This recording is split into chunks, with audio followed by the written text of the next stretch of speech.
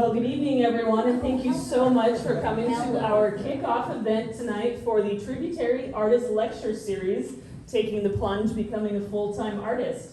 My name is Jill Benson. I'm the director here at Sage Community Arts, and I'm so excited that we're able to continue this phenomenal lecture series from the different ways that it looked out, but I think this is going to be such an amazing opportunity for the community and everyone to be able to hear from different artists and see some different aspects of the artist world.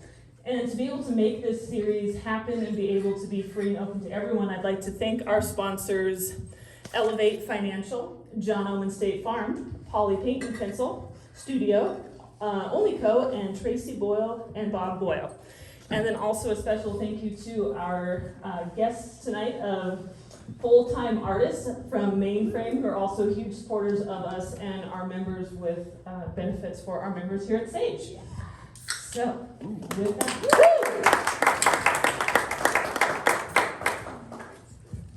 we will get ready to roll. Okay.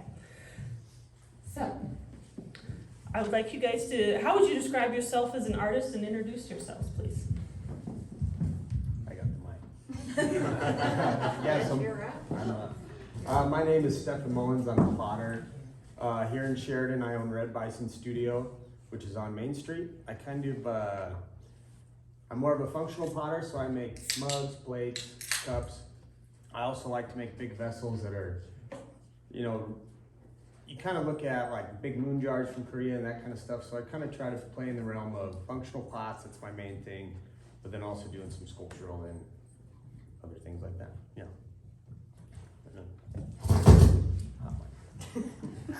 I'm Tim Lawson. I grew up here in Sheridan. I've traveled quite a bit throughout the United States, Western Europe, Canada. And I have a studio that's just right across the street, and then a studio back in Midcoast, Maine. I came from a family, most of those that know you know me, my father was Ole from Ole's Pizza.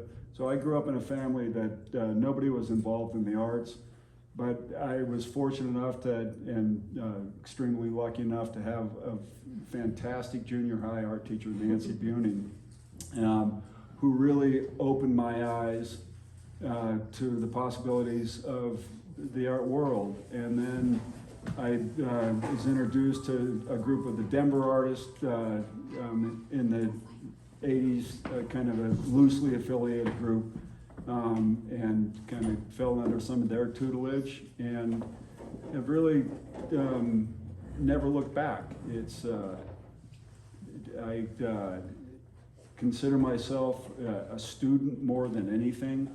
I'm learning now. I'm learning more after 40 years of this profession than I did 20 or 30 years ago. So it's an endless journey, I guess, you might say. I went to find my phone and I don't have it. I was just thinking I didn't want it to go off. I am Sonja Caywood and I own Sonja Caywood Fine Art, but I feel really out of place with this group of artists because I'm just like, I don't know. I don't know. I've been a full-time artist since 2012 when I lost my job, and it was the perfect thing to get me going on my career. And I paint. I grew up ranching, so I paint oil paintings with lots of color of animals, livestock, wildlife, landscapes, that sort of thing. And I also teach every now and then art classes, and I am so blessed to do what I'm doing, and I've been blessed to have a little bit of show experience and stuff. Not like sitting up here and listening to Tim say he's got a show opening in London. It's like, whoa, no, not me. But it's such a blessing. I love doing it. I don't love talking in front of people, but yeah. Same thing, okay. It's gonna bite you. Yeah, bite me. Hi everybody, my name is Arin Waddell. and I live here in Sheridan. When I was in graduate school, the question was, how would you describe yourself as an artist? When I was in graduate school, concept was king. Unlike my father's generation, where paint and steel and the purity of materials spoke loudly and boldly. Creating precious objects to be sold in high-end galleries was considered almost passé or decadent via postmodernism lens. Art for all, not just collectors, meant creating art as an experience that was ethereal and fleeting. Conceptual artists were creating spaces and places where the average Joe and Joanne were in and part of the art. They were not simply viewing it and separate from it. The viewer was physically in the artwork itself. I have a BA and 2 master's degrees in art, and so academia is a big component of my artistic and family journey. After years of goofy and messy and socially inspired installations and radical art performances, I would say, this is what Jill asked us to answer, like how would you, she asked this pointed question, I would say I'm a conceptual surrealist, if you will. In these last 20 years, I'm an oil painter and a Western Rene Magritte 3.0, if you know Rene Magritte.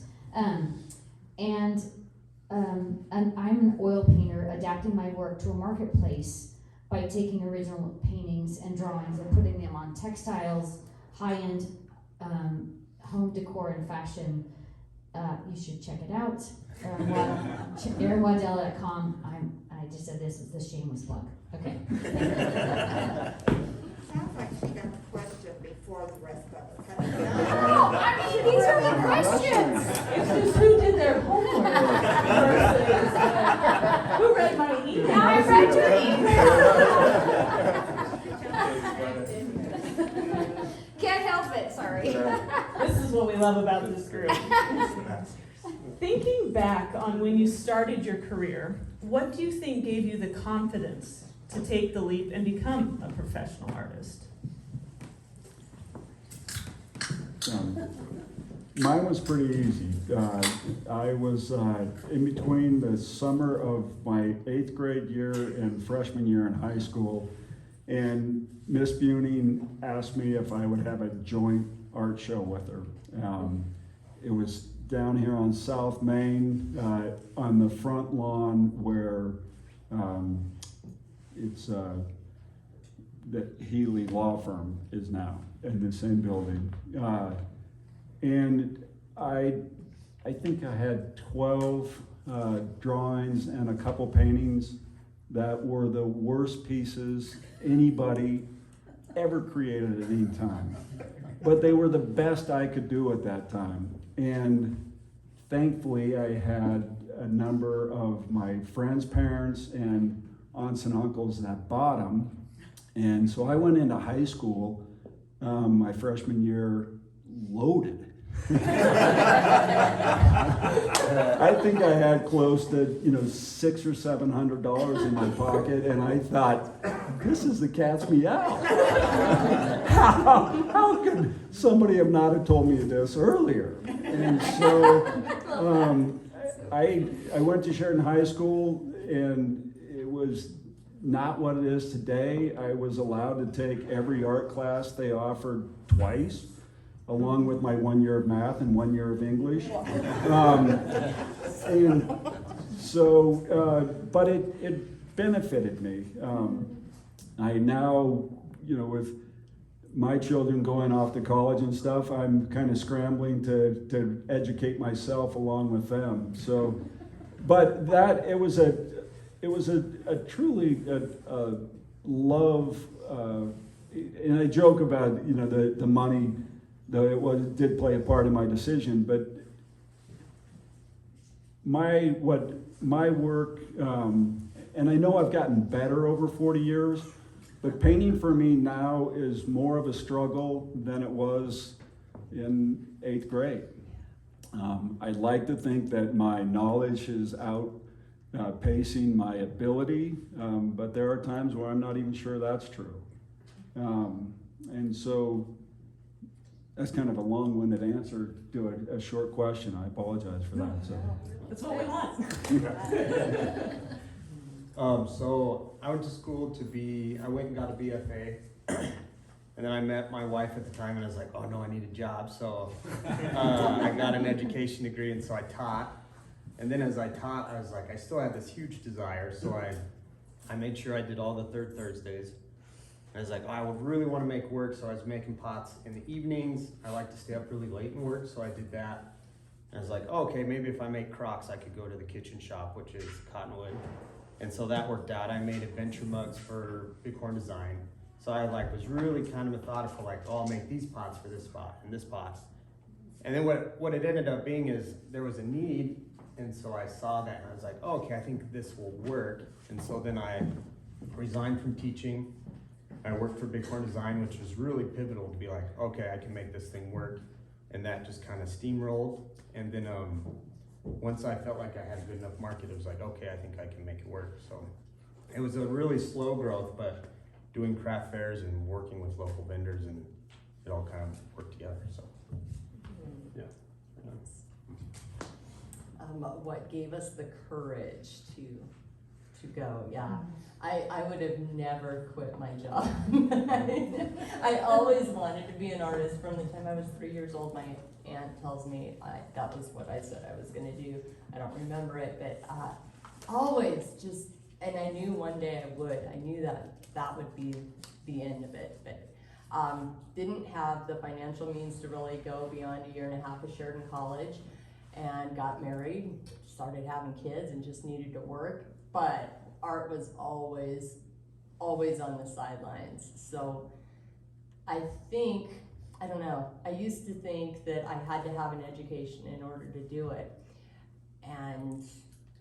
but I kept doing the art on the side. And finally, Tim Lawson, my college art teacher, had told me, you don't have to go back to college to do art. You could just do it. Well, I pursued it, and like Stefan said, I would do the art fairs, and as I was working 2 jobs and had horses and played hockey, and our kids played hockey, and didn't have time. But I look back and I think, had I been afforded the time to just say, okay, now you're an artist, don't do anything else, I wouldn't have had the discipline that I developed in that time of really wanting to do the art. Yes, back to the courage. I was driving to work one day, just kind of praying, and I asked myself, or I don't know, it just came to me, would you quit your job if your art started really selling? And I said, no. And 5 hours later, they said, you don't have a job next year, we're cutting your position.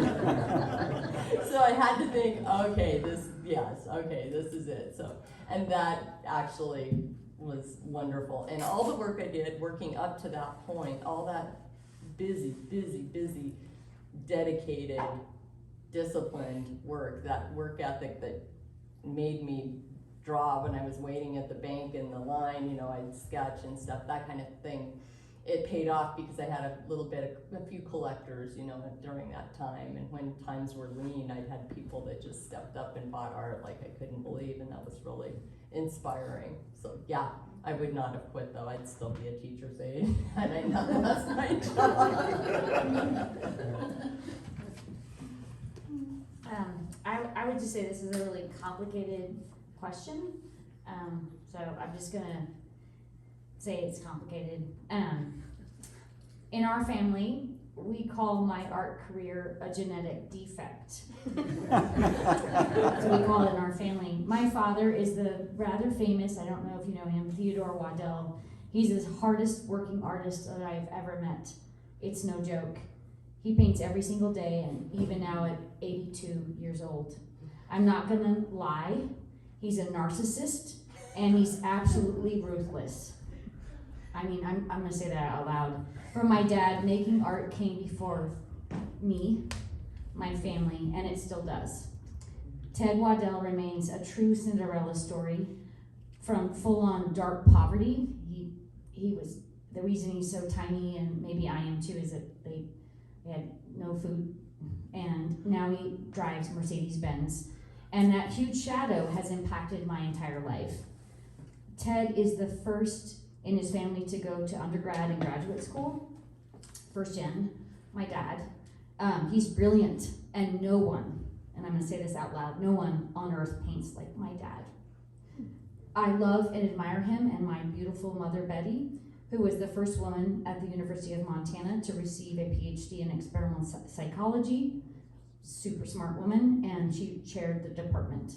My mom helped to promote and build my dad's entire career. Dad won't say that, but it's the truth. While she was working full-time as a full professor to feed me, my little sister, and my dad early on. Dad had the spark, but my mom had the glue. So my art career really started at birth, for better or for worse. There was a tiny black and white photo taken of me as a tiny newborn as a piece of my dad's graduate art show at Wayne State University, where he graduated with his MFA. I started as a biology major at Hamilton College in New York, but things always pointed to art. All that said, this is complicated. To make art, it's an insane amount of work. I am a bold and brave leader in our Sheridan community, but confidence to take the plunge as a full-time artist better mean you're semi-financially stable, ? Especially as a woman. Do you have health care? ? And you must have a whole cadre of income, ideas, streams, diverse talents, skill sets, and a wide social network, especially as women. For example, can you teach? I have taught art and design at institutions all over the United States and here at Sage too. Thank you.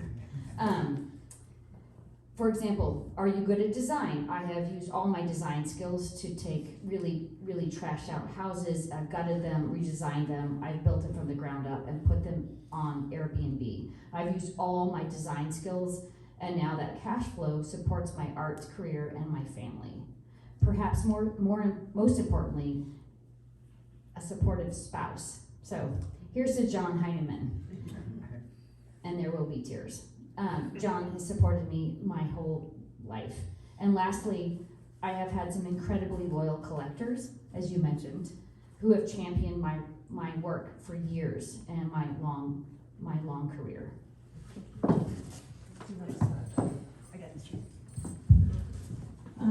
To kind of pivot with some of that, I love that there's been collectors and those key people, Miss Buning, potentially who you worked with, the bigger industries you worked with. What, not just that they were supportive, but what other keys did they bring to you to be able to help you be that inspiration, be that support as you were to continue on as you have such different stories, young, losing a job, finding have this big shadow kind of following you. What did that key person or element or collectors have?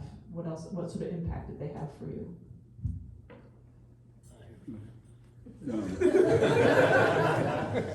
Well, I think the thing that Arin mentioned, that all of my mentors, not only was I hugely beneficial for the knowledge that they shared with me or passed down to me, but the thing that they drilled in, if you are going to do this seriously, it is a job. Yes. It is. I think far too often there's the image of the bohemian artist just kind of lying around as a vagrant, waiting for that inspiration to hit him.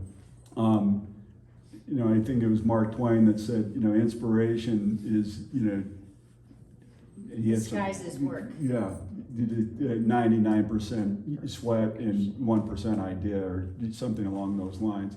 It is when you switch over and try to make it your profession. It is something that takes an enormous amount. I envy people that go out and make a minimum wage per hour, because I don't think any of us up here have even come close to that. And my paintings are now at a point where they're really expensive. I still don't make minimum wage compared to the hours that I have in it. I feel like I could speak for all of us, but I'll only speak for myself. I wake up in the morning and I tell, if my eyes are open, I'm working. And there are times when, even when they're closed, I'm still thinking about what went wrong in the studio, or occasionally what I've done, what I did right today, and how can I make that carry over tomorrow or the next day, the next week or month. Because my wife and kids, they kind of force me to take a day off, one day a week. And that's a good thing, because you can get, at least for me, it's not always a straightforward. It's a kind of a dance, or it's at times more of a wrestling match. And the painting, even though it's just pigment in a canvas or on a panel, it seems to take on a life of its own. And the best part, the most exciting part of the painting is when you have that new idea. And I spent a lot of time and do a number of thumbnails and pay a lot of attention into the design and composition of it. And that's always, it's kind of the enjoyable part. And then first blocking in the canvas is exciting, because it's always the possibility that this might be the one, it kind of goes the way you want it to, and it could be successful. That's about 10% of my process, if I had to put it in numbers on it. And then from that 20% to 85 or 90%, it is a wrestling match. Sometimes mental, always mental, sometimes physical. I had, just this afternoon, I have a painting that I've hauled back and forth from my studio in Maine for the last 7 years. And today I had 150 grit sandpaper, and was really put some good elbow grease into it to change 2 parts of the painting. But it's, it is a job, and I think everybody that I look up to and my mentors, that's the one common thing that they bestowed onto me, that if this is going to be your profession, you have to work at it. And the work is not always enjoyable.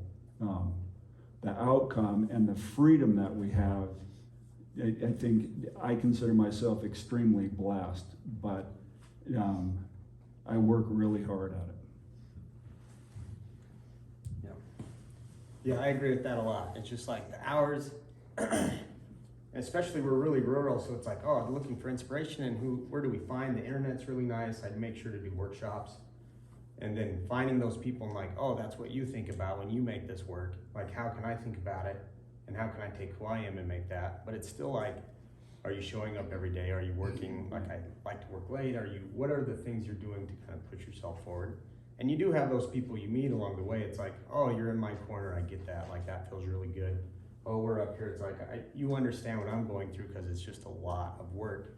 And it feels really good. And like, you guys coming to support us, or like the people in your community, I think are just as important as you make your work. So Sage being here, having shop, going and talking to people around you, it's really powerful. So yeah, I agree with a lot of what you said though. So. Yeah, I agree with all that as well. Back to the collectors, I find that a lot of my collectors have schooling that I don't have, and they can see things and point things out in a painting that it's like, oh, I never thought about how that worked. They just kind of just did it, and they can, and gallery owners as well, people, they have eyes to see, and they've gotten the training. And I think I could never say I was a self-taught artist. I mean, I had a year at Sheridan College, a year and a half, but you'd have to live in a closet to be a self-taught artist, because there's people all around you. You learn from everybody. You learn from other artists, and I've learned so much from those people. And yes, the work thing was. I think that when I first thought about being an artist, like what that would look like, it looked way different than it actually is. And during those years of working, I got very good at dedicating work to it. So I knew I wasn't jumping in. I think that we always think that there's this cutoff line, that you're not an artist, and then you like quit your job and you build a studio and then you are an artist, and it's not like that at all. I mean, it wasn't for me anyway, and I think if it was that way, it would be a shock to your system. You know, you'd probably, I would have failed, because it's pretty easy not having to go clock in, you know, and so having that drive really helped, and realizing that it wasn't going to be easy, and that you are spending a lot of time on the computer doing things and avoiding the Facebook suck into it, you know, just trying to stay focused on things and to do the marketing and the shipping and the, you know, client talks and the visits with commissions. Oh, I have a painting in my car. I've finished it so many times. It's not in my car. The receipt for it is in my car now. It keeps going back and forth and I just can't wait to get that paycheck and put it in the bank. But it just needs a different varnish on it, and so it's like there's these things, and so it's not as illustrious as we think, but oh, it's the best job. You know, Mike Beeman said that at a Sage thing. He said it's the hardest job, but it is the best job, because you get to put yourself out there, and that is also another thing, is the mental aspect of it, because I agree with what Tim said about it being harder to paint now, because it was so easy when it was spontaneous and I was putting no thought into it, but the more that I learn, the more I want to put thought into it and come up with something that's a little different. The colors might be more refined, and it goes through stages. I don't know. It's just fun though. Can't wait to get back in the studio. Not on that one painting, but.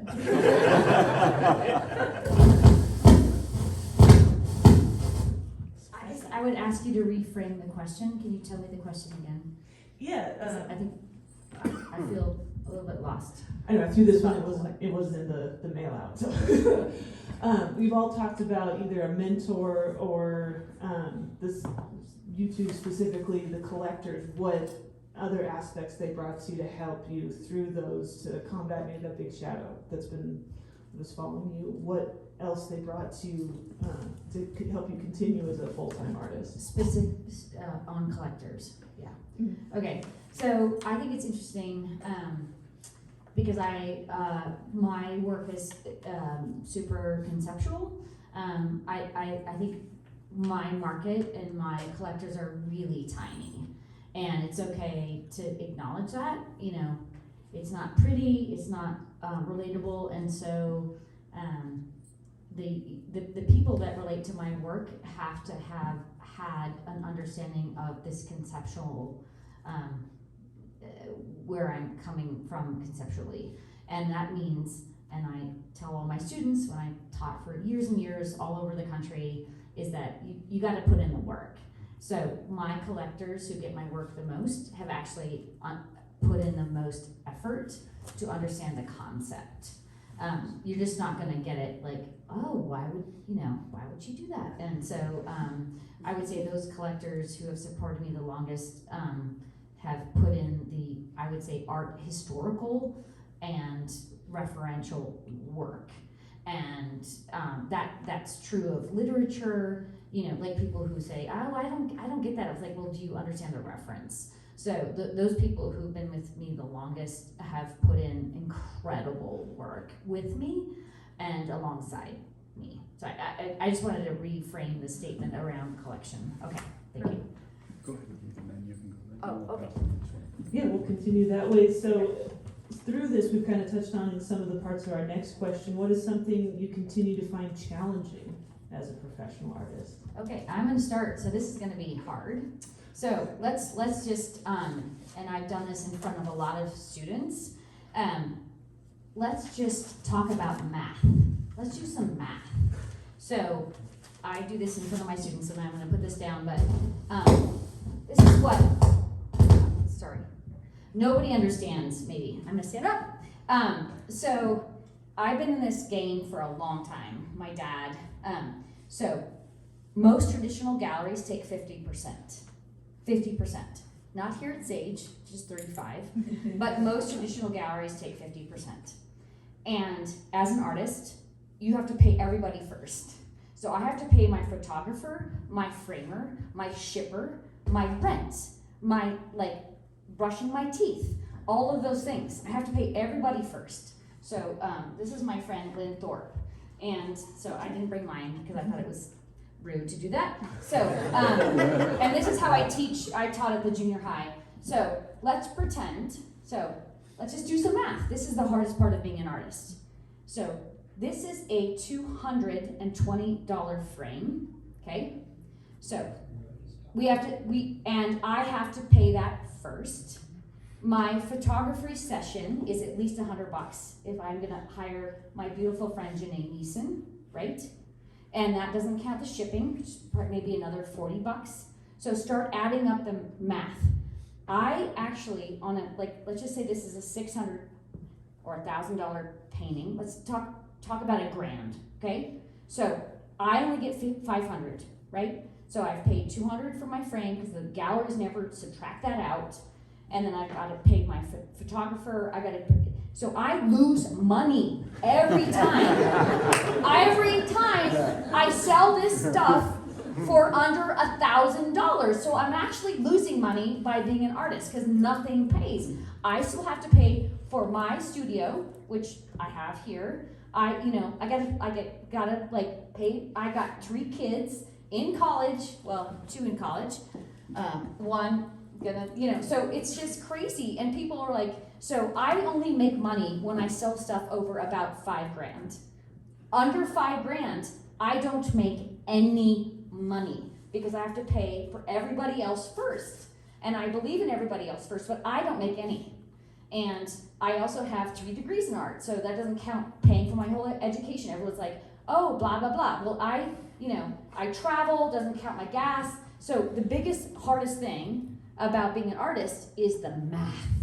And so I mean, everyone's like, how can you, so I think math, if you're gonna budget, and also I have a 401k, this is what I would say, I'm gonna talk about, and also, I'm gonna get to this later, what were the 2 things, but women artists have it the hardest, P.S. I'll tell you about that later. Okay, the most challenging thing for me this year, especially is time management. It's like I kind of touched on that before. Just having that.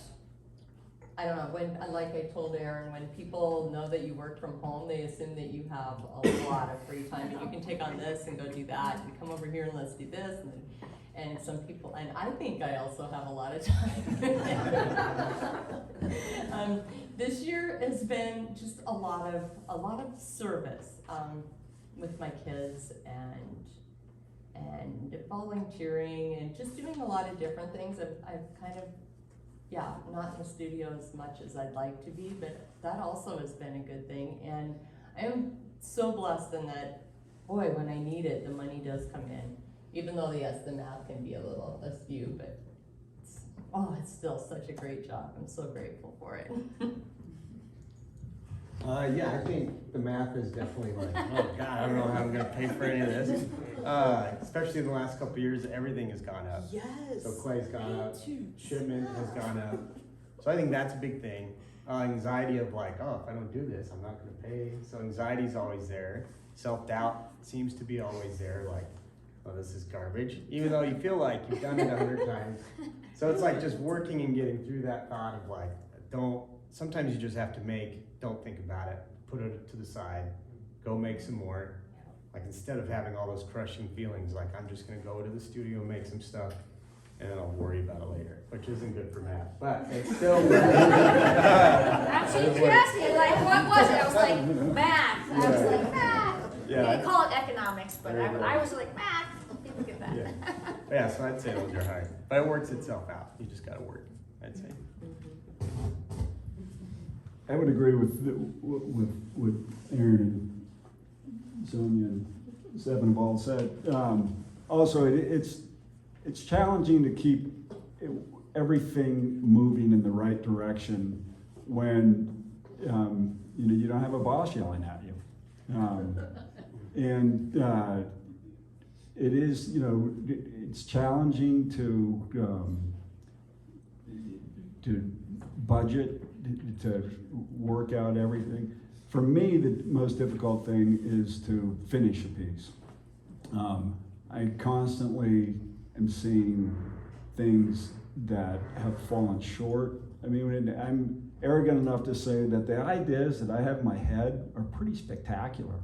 What comes out on the canvas is not so spectacular. And sometimes I get a little closer, but there are times where it seems like it's on the other side of the Grand Canyon, and there is this huge chasm between my original idea and what I'm looking at on the canvas. So that is the hardest part. We're talking throughout my career to other artists of all kinds. I think that's probably one of the most common things for an artist is, when is it done? When is it finished? Reality sets in, and deadlines play an important part of that. For me, that's usually a week or two after the deadline is when it's really done, when the last chance. But I think that's probably a good thing. Also, I don't know if Arin or Sonja or Stephen with pottery, if that's still, if you feel, if you put it in the kiln and it, Yeah, once it's there. it's there. It's when it comes out. I guess that's when He's it's done, that's he's when it's done. finished. It's cooked, it's cooked. So that to me is the most challenging part, the thing I struggle with the most.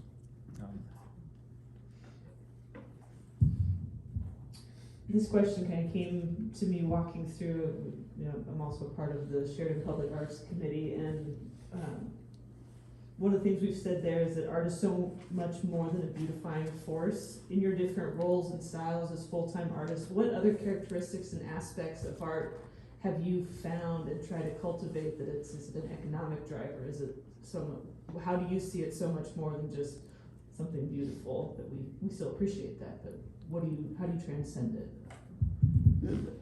That's it's a really good question, and I have spent over the last 45 years or so a lot of time thinking about what is well, first of all, what is good art, which is a really difficult question, and then paring it down to what is art in general. And Delacroix had a fabulous quote that says, "Art is nothing more than a bridge between the soul of the painter and the viewer." And it's one of my favorite quotes because it introduces the importance of the viewer. And when I say viewer, that could be collector, supporter. And so if I'm talking or when I'm teaching, I try to get students or people to think about it a little bit more.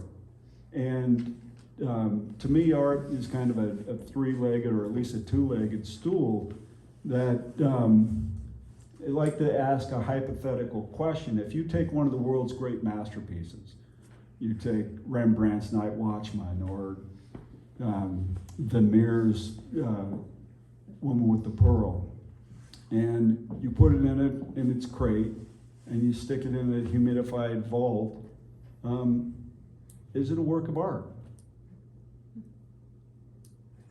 I argue that it's a mere painting. It's just pigment on a panel or on linen or on canvas. And it will remain that way until at some point someone takes it out of the vault and opens up the crate. And if the artist has put something of themselves into it, then the viewer has a chance to take something away from it. But as long as nobody is looking at it, it's just a work of art. And my defense of that definition would be If you enjoy going to the theater, and if you've ever had the chance to go to the final dress rehearsal, whether it's at an off-Broadway or the Met or over across the street at the YO. At the final dress rehearsal, nobody is learning anything new. You're not learning, and it goes from the stars to the co-stars to the extras to the sound people, the orchestra, the curtain guy. They all know their jobs on the final dress rehearsal. But if you come back that next night, on opening night, I don't think anybody can argue that it's the same performance. And so if you're just repeating the performance that you did the night before on the last dress rehearsal, and it's completely different, what's different? What makes it different? In all of my thinking, there's only one thing that separates it: the audience, or the viewer, or the community support. And so you don't have to necessarily be a collector, though we all want you to be a collector because we need that financial support. But the viewer is extremely important to at least my definition of what art is. So. Yeah, I think that works really well with mine, because when I started, it was like, okay, I have a mug, and a mug is not something that's like, oh, you're not going to hang that on the wall all the time, but it's like, oh, if I make that just right, or if the handle fits just right, and if the weight's just right, and when you put it to your lips, it's like, oh man, it's like the perfect mug, you know, and it's like that. I make things for people to use, so it's not done until it's in use. Same with like the viewer. So I really feel that need of, I don't want something. A lot of potters will say, oh, is this a pot for the living room, or is this a pot for the kitchen? And it's like, okay, do you want to look at this thing, or do you want to use it? And so that same idea of like, where are you going to put that idea? So beauty is still important to me, but I want it to be beautiful in terms of use, in terms of how the thing functions, but also a lot of potters like the little defects that happen in the kiln, like you put it in and you never know. But if you get a little speck that's not supposed to be there, sometimes that's the perfect part. Like I think Duchamp shipped something at a broken shipment, and he's like, oh, now it's done. So, you know, and he's like, and that's cool too, because it's like, oh, those little things that are wrong sometimes make it perfect. So I think there's a wide range of what that is. Yeah. I disagree with you on one part, that, you know, we have all your mugs. Yeah. And we put open shelving in our house just so I they know. wouldn't go in the cupboard. Oh, I've got a lot of his mugs, but yeah, a couple of them are works of art. Yeah. Yeah, they are. They're beautiful. Yeah, I agree with what you just said about the things being wrong. When something's a little wrong to me, it gives interest to it, and it's if it was, I don't know. We all say that when somebody says it looks like a photograph, it's like ugh, and yeah, I kind of feel that way too. But when they see something wrong in it, it really gets their attention, and I don't know. To me, that's part of just this being spontaneous and flying by the seat of my pants, because I don't have the education that all these guys have. Just going by feel and knowing where you can break the rules and have something a little bit wrong. You know, knowing where it can be raw or the edge can be, I don't know.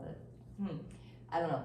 There's something about having feeling in it, and I don't even remember what the question was.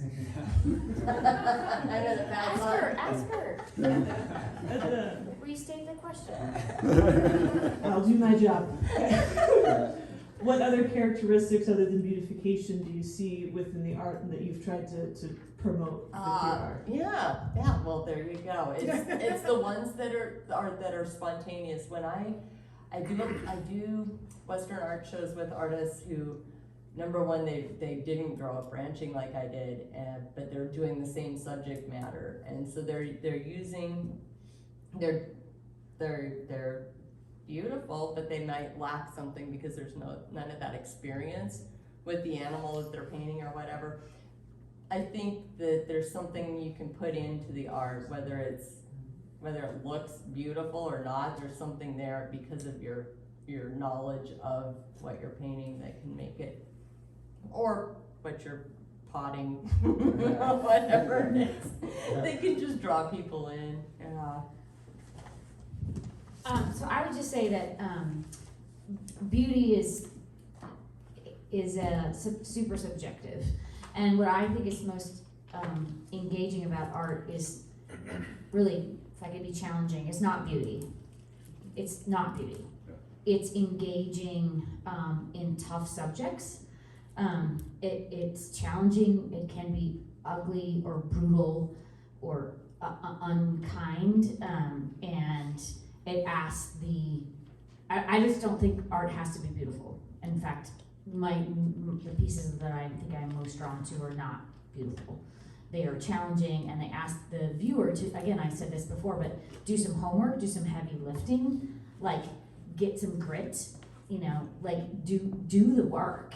Like, we're doing the work, the four of us up here, and that means you guys gotta do the work too. Like, it's not a cakewalk. I'm not opposed to beautiful things. I work really hard in creating harmony in a really, I would say, a broad way in our community that I think is beautiful. But I think that, and I'm just challenging you on the question, that beauty is not this is not a goal for me, or I would challenge anybody, like, it's not a goal. I think engagement would be the goal. So, like, in my work is quirky, and if you don't get it, that's not on me. You need to do your homework. That's on you. And so that's that. I mean, honestly, and it's okay if you don't get it. I don't say you don't have to get it, but you should do some homework. And I would challenge all my students about that, and whether they're 5, and I teach 5-year, or maybe 7-year-olds. I can't remember. And I teach, 17-year-olds and 27-year-olds and 97-year-olds, and so you got to put some skin in the game, and that means money, intellect, engagement, and it can't just be on us. Like, let's just not make pretty little things that are co-opted and borrowed and then purchased like little treasures. I think you got to do some work, would be my comment. Oh, are we going back to, number 4? Yes, now we're back on. Yeah, I was inspired because we hear the comments sometimes when you see public art, like, oh, it's so pretty. It's like, and more think. So yes. So I want to make sure that we have some time for our fabulous audience and supporters to be able to ask some questions. But the last one that was on what I actually sent, what are 1 or 2 things that you know now that you wish someone had shared with you when you started on this path? Okay, so I'm on the end. So number 1, if you are a woman, then you'll have to work harder. I'm just going to say that. Today, the Nobel Prize in Economics went to Dr. Claudia Golden at Harvard University for, quote, having advanced our understanding of women's labor market outcomes. She just got the Nobel Prize today, making her the first solo woman in the Nobel Prize in Economics, first ever. She states that, quote, couple inequity gives rise to gender inequality, and that's very difficult in the labor market that we have. There's a wage gap for women, even in art. So my first name is Heather. I changed my name when I lived in New York to Arin with an A, because of this exact reason. My first name is, my name is Heather Clarice Arin Waddell, and I dropped it all when I lived in New York because I was making art in New York, and it was like, oh, Heather's so cute. Okay. So I'm telling you, this gap is true in art, especially, educated women, it's a thing. So all of you women artists, you're gonna have to just work way harder. My dad, he had the benefit of my mother, who worked her ass off for my dad. And I love my husband. I said this in here. He's my greatest asset, but women have to work way harder in art, and it's just, that's the truth. I've said this because I'm the chairman of a board, actually 2 boards, but Taylor Swift said it best. If I were a man, then I would be the man. And I would be a man. Like, I want to pretend that I'm the man. I changed my name and I wish I was the man. And I'm not. I'm a girl, short girl. Number 2 is you must be realistic and plan. I wish someone had said I needed a secret weapon, like being a certified welder. So I was a welder, but I didn't get a certification. I liked welding. I liked all those things I did, but I didn't get the certification. So I wish somebody had said I need a secret plan. I would tell every woman and man, you could be the man, but I'm the man. Build out your skill sets. Think broadly and dream into your future self. Be a lifelong learner, which I am, and a conqueror. Like, conquer the stuff. Don't be afraid, even if you're 5'1". And I would say it's not easy. And then lastly, I said, there's nothing braver than creating something from nothing, which is what I do.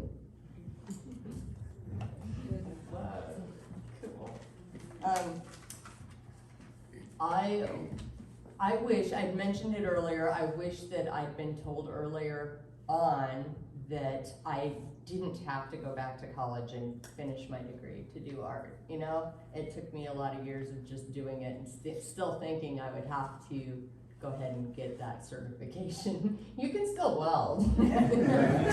I know. And education is so important. We can do it together. Yeah, and that's why I knew I needed one. But I found other ways of getting it from my friends, from my artist friends that have master's degrees, and all these other people around me, and like I said, my collectors and gallery owners. And to me, the most important thing about, I don't know, I guess what I wanted to say is in art, a degree was secondary to work ethic, major, and talent, and a passion for it. I know a lot of really talented people with no passion. And I think that's really important. Mine, I would say, is like not everyone has your best interest in mind. So, especially with the stuff that I do, it's like, oh, it feels like if they can take advantage of you, people are going to try. So it's like, oh, when those things happen, like you need to think those things through and like have a plan for it. Oh, they're not going to pay you, or they're going to say you broke something, or it's like, so what do you do? That's been really, I wish I would have known that. I should have a plan in place for, not that you know everything that's gonna happen, but, and then like patience, like sometimes you're like, oh, I wanna be so good, like I wanna be that good right now, but it takes the time and the work, like you just have to be patient to like get to that point. So I'd say those are the 2 things. I've taken all my answers. I saw your note, sorry. Yeah, I would agree with those. You have to be it, and so I would like to touch on one other point that came up a bit ago. I would agree totally with Arin that beauty really has nothing to do with the quality of art. I think. Throughout history, and particularly 3 of my heroes, one of them is still living today, is a Spanish painter named Antonio Lopez Garcia. And if you're not familiar with his work, look it up. And they're a little misleading because when you look at them online or in print, they're reduced down so small, so they look photographic almost. He's been called the greatest realist alive today. But when you see his work in person, there is all kinds of abstraction in it. And he'll have a big cityscape, and there'll be a number of nail holes that he leaves in the panel where he's taken his perspective line down to draw. But some of my favorite work of his are bathroom interiors, usually in his studio or in parts of his shop. a few of them are, yeah, I think men in general don't have the same concerns over restrooms that women have. But some of the bathrooms that Antonio Lopez Garcia paints are so nasty that I wouldn't want to go in, which is saying a lot. My other two heroes that I have huge respect and admiration for are Lucian Freud and Andrew Wyeth. And their greatest works are imbued with such feeling that they can take their subject and the emotional connections, the love they have for their work. Andrew Wyeth's paintings of Christine Olsen are beautiful works of art, but I'm not even sure Christine Olsen's mother would say that she was a beautiful woman. I mean, she was probably a beautiful woman, but she's not what we think of. I don't think anybody would call her beautiful in the sense that we're talking about in beauty. Complicated. They're really They're complicated. And the thing I love about them, and Lucian Freud's most famous, and I believe it's still the most expensive painting ever sold by a living artist, a little over $100 million. And it's of a 340-pound nude woman reclining on a couch. It is disturbing to see, but there is a power to it, and an emotion that, and it's painted with such respect and dignity, even though it's of a subject that isn't physically, quote, beautiful, that there's a power to it that I think all great works of art have. To me, there's a big difference between painting and paintings and works of art.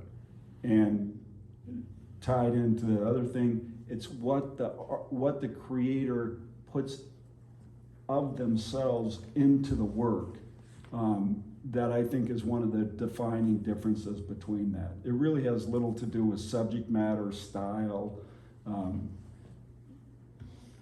era that you paint in, but I think all great works of art have been created by somebody who has an emotional connection to their subject matter. Sonja mentioned it earlier that a lot of the people painting Western art today have never been on a cattle drive, have never stepped in a wet cow pie, have never seen help pull a calf.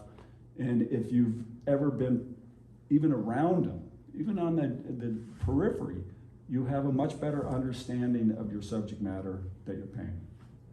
And that comes out, if it's done honestly, that is that kind of invisible thing that is felt by the viewer. And it's why you can look at two paintings right next to each other and one will connect more, or at least has a chance of connecting more. And I would say out loud without the mic that also on the flip side of that is the engagement and the expectation that I have for viewers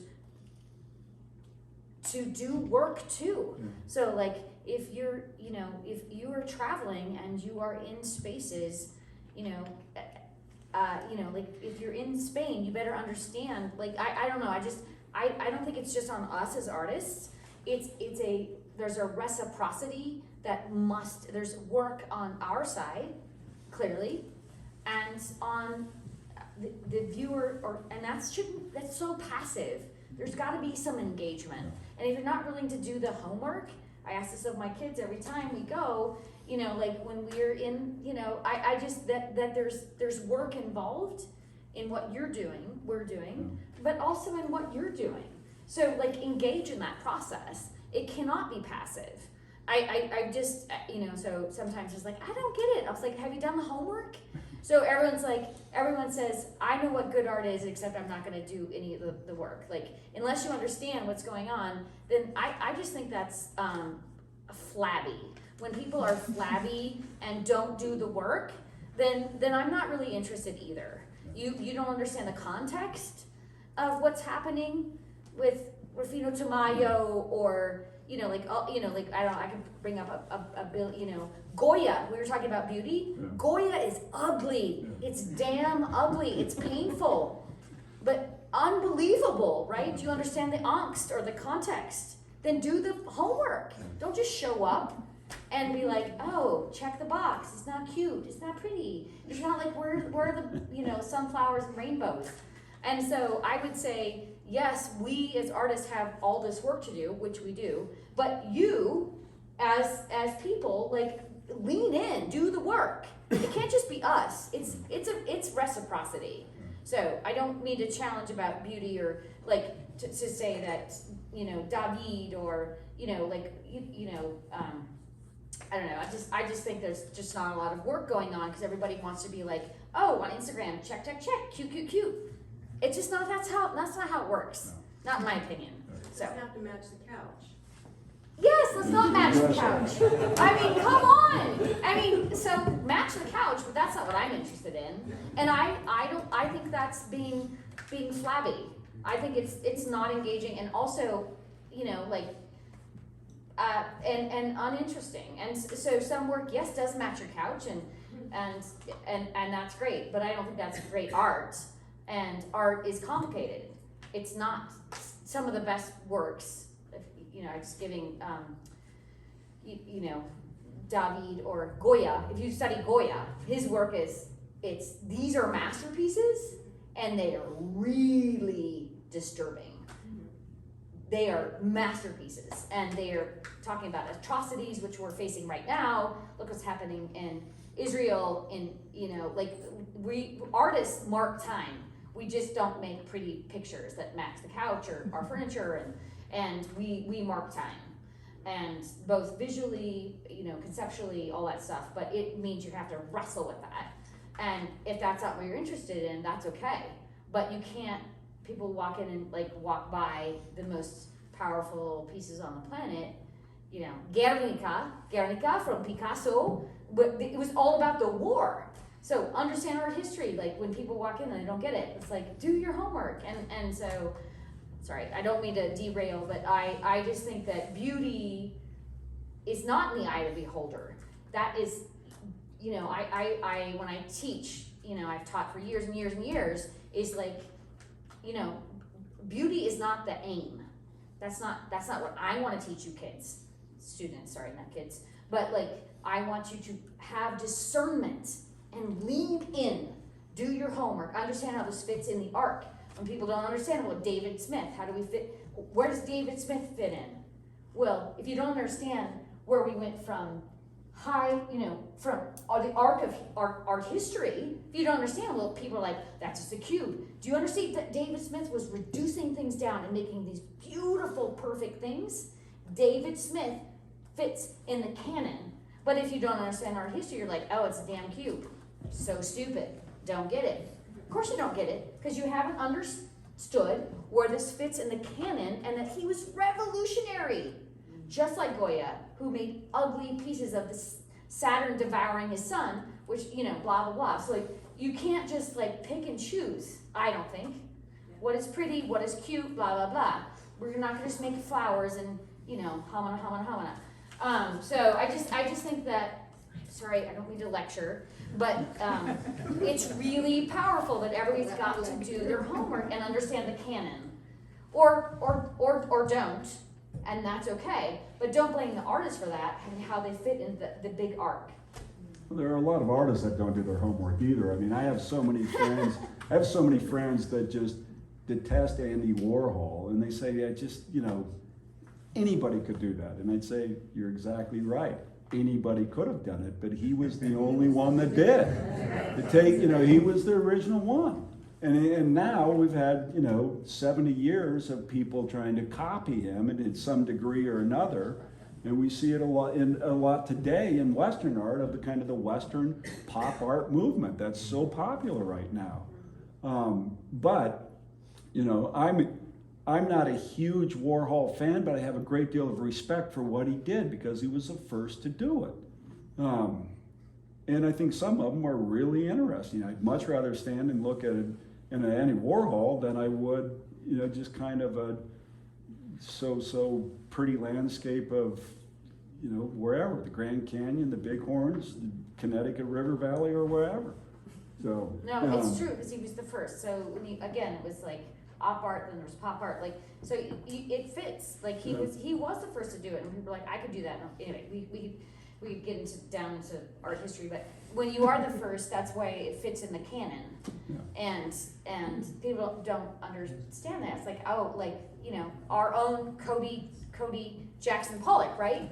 Oh, what is that? But he was the first because he was, you know, all the abstract expressionists that aren't respected, but they were the first to take paint and make paint the subject. And Dad and I talk about this all the time, like where paint, it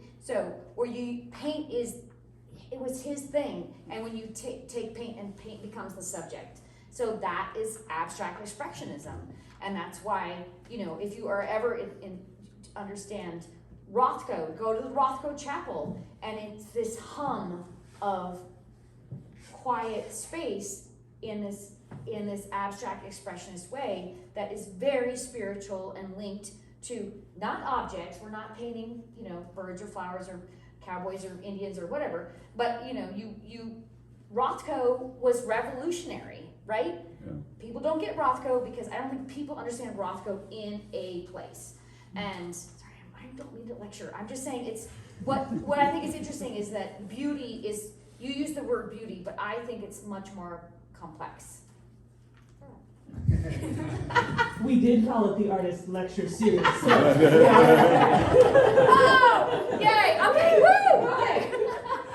But I love that this is a passion. This is what we wanted to see. What we wanted to like deep into the dive of you wonderful full-time artists. So I want to open it up to anyone who has some questions or any other comments before you can have some time to mix and mingle, wind down with some wine. Anybody want the live mic? Yes. We got a nice mic over here. I'll take the mic. It's probably small enough that we can all hear each other's voice. Yeah. I'm curious, like, in the context of the conversation that you guys are having about, especially the purpose of the art that you make, and you know, the challenging parts of it, the truth about it that comes from you, and the truth you want to engage in the viewer. How do you reconcile that with, in some ways, the commercial concerns of turning it into a career and not feeling like you're just pandering to a broad audience who just gets it right away, but has that ability that may not be like the mainstream way? Like, how do you make that, I guess, careerify it? Maybe is the way to put it. Hard pass, then. Hard pass. Hard pass. You start with hard pass. Ew. Well, as far as subject matter and making a living on what's right around us, I've got it made. I mean, seriously. If I was living in New York City, it'd be hard to be a cow painter, you know, or deer or horses. And so, yeah, I see that is a tough road to walk, because you want to, you want to keep it fresh, and you have these buyers that are wanting something specific, and it's easy to get into that. I've gotten into those ruts, and I think I've gotten into art shows where they're, more elite than what I would be used to, and it changes my art because I start seeing what's selling at those shows, and then pretty soon my art's getting tighter, and it's lost something, I think it's a very tough thing, because I have to keep going back to it, and I look back at my old art, and I think, I have one that I kept that it's like, that's me, that's what I want to get back to, and it's hard, it's extremely hard. I don't have an answer, I can relate though. But it's a blessing to have a subject matter that people relate to and hear, and when you think about like Rothko, when we're in a rural place where a lot of people don't see that stuff. I never appreciated him until I was in a museum where they were all around me, and it was like, oh, I get it, he's, whoa, color, and we're in a place where, you know, cow, I like a cow, I like a cow, you know, and it's a blessing. I mean, I always say the cow business has been better for me than it ever was for my dad. So there's a practicality, but you want to keep it art. You don't want to make it where it's just becoming something on somebody's fridge, you know, or wall. I don't know. I know, I thought that was good too. It's like that personal critique you said, like, oh, I went back and looked, and it's like, that's what I wanted to do. Exactly. Yeah, and I've seen a couple videos, it's like the more personal you get, the more it like reacts with a wider audience. So it's like, oh, okay, the more personal I can be, what's important to me, deeper I'm more honest, the more important it is. It's like, oh, that will resonate with folks because I think they can feel the honesty. Exactly. Yeah, so it's like, I think that stuff's important, even if it's like, hey, we live in a rural spot, this makes sense to me. You do have to watch yourself because you're like, oh, I know that sounds, I don't want to do that. Exactly. So then you're like, oh, self-critique, that's not me. Oh, this is me. And then you know, it's little rabbit holes that you like. So I think that's a good question because it's like, how do you stay honest? How do you stay commercially viable? How do you stay honest to yourself? Like, I think those are all great questions. Yes. Important. So. I would agree. There's, I think you can kind of approach this it kind of two ways. You can go about it as a business, and then I think but that has really nothing to do with the art side of it. They rarely blend. And so if you go about it at the business, then you probably want to spend a lot of time analyzing and following what the market trends are or what you think they might be.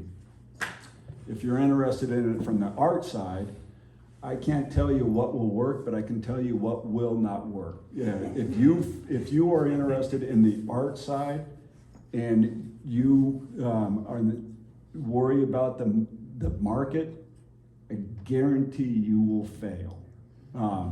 I have never, in my 40 plus years, I have never seen a single example of somebody who thinks, oh, you know, I'm 3 months behind in rent, and if I paint this snow scene because of the river coming through it, because I know those are really popular, you might sell the painting, but it's not going to be a great work of art. And it's not even going to be a good painting. To be honest with yourself, and that what Stefan mentioned, that honesty. If you follow your ideas and your feeling, and there's this huge plein air movement that has kind of swept the country over the last 20 years or so, and I think it's a good thing because it gets people out. It's gotten tens of thousands, if not hundreds of thousands of people out painting. But the problem that they have, that I've witnessed, is two things. These competitions are set up where it's they approach it as a finished product. It's the finish line. All of my inspiration, all my information comes from the world that is immediately around me. I'm not all that creative and inventive. I don't paint things, I don't go out and render what I see, but I take parts of nature and put them in my work, kind of hopefully filter them through me. And to me, one of the greatest compliments that I get is if somebody sees, you know, they're traveling around and they say, you know, I saw a painting, I saw a scene, and it reminded me of your painting. That's a huge compliment and it heady praise. But the fallacy of going out in plein air and when I used to teach is you will stop, or you have a tendency to stop, and you'll see something that is intriguing, and then you think, I don't know, and you'll go down the road a little farther, and then you'll maybe stop a second or a third or fourth or fifth time. And in these plein air events that are going on, what happens is the place that the person finally stops at is usually something they've seen somebody else do. And so your painting something, or at least a portion of it, that has already been solved by somebody else. When if you had stopped at that first or second part of it, the part that the spot that kind of really spoke to you, you would be better off in the long run. It may be more difficult because you've got to figure out some of the pieces to the, the composition, the design, whether it's going to be a high key or a low key painting, all the elements that, are tools that we use as painters to put together a piece, whether it's subjectively like Arin's work or more representational like Sonja's or mine. But if you kind of listen to more of that inside voice, you'll be farther down the road on the artistic side. Now, we all have to pay the heating bill, and in this state, health insurance, which is really ridiculous. And if you have kids and a family, and then other things come in to play. But if you chase the market, that's the one thing that you'll fail at. If you're interested in that artistic journey, you can turn this into just a commercial enterprise. That's something completely different. And there are people out there making a lot of money because they've decided to go that route. And I don't think there's anything wrong with it, but the thing that's a little annoying is when you have somebody that has kind of sold their soul, their artistic soul, to the commercial side of it, and then when they have their full bank account and everything, then they want to come over and be part in the artistic side. And that happened one time. I was on the fringe of it, and I think if you ever have a TV, you're probably aware of who Thomas Kincaid is, the painter of light, and I had no idea how much Thomas Kincaid is worth, but I would imagine that it's a pretty hefty price, or it was 20 years ago when he was at the art. And I was part of a group show that was put together that traveled around the United States. It was called From Sea to Shining Sea. And Thomas Kincaid contacted two of the artists that kind of curated the group, and I think there were 38 or 40 of us. And he said, I really want to be in this show. And it was opening up out of in a museum in Stockton, California. And my friend said, there's no way in hell you're going to go. I'll tell you that right now. This is going to be a short conversation. And he said, one of the great benefactors of the museum is one of my largest collectors. If you don't let me in, I'll go to him. And my friend said, go to him, and he lets you in, you'll have the museum all to yourself because we won't have our show there. You will not be in this group in any form. And so that's just a little, funny story of what kind of happens behind the scenes occasionally. But that would be my thing. Follow what's inside. If you're not the richest person in the world, you still sleep well at night. And it does show, like Stephen said, it does show. There are certain, and it won't be a universal thing. You'll never please everybody. Or anybody. Or anybody. Or anybody. Yeah. In my case. But if you don't put something of yourself, if you don't listen to that inner voice, then there's nothing for the viewer to retrieve from your work. So. Thanks, guys. Okay. Drink some Any other wine. questions? Yeah. Yes, go drink some wine. Wine time? Yes. One time. Well, Yeah. thank you all so very much. Round of applause for everyone. And again, thank you so much for coming out. The support that you guys show for us is exactly why we can keep this going. Please look out for our next Tributary Lecture Series will be The Arrivals by Brittany Denham-Weisna. This is her sneak peek show that you get to see. That will be on November 8th at 5:30. Pick up a little flyer so you can take with you. And again, thank you so much. Enjoy.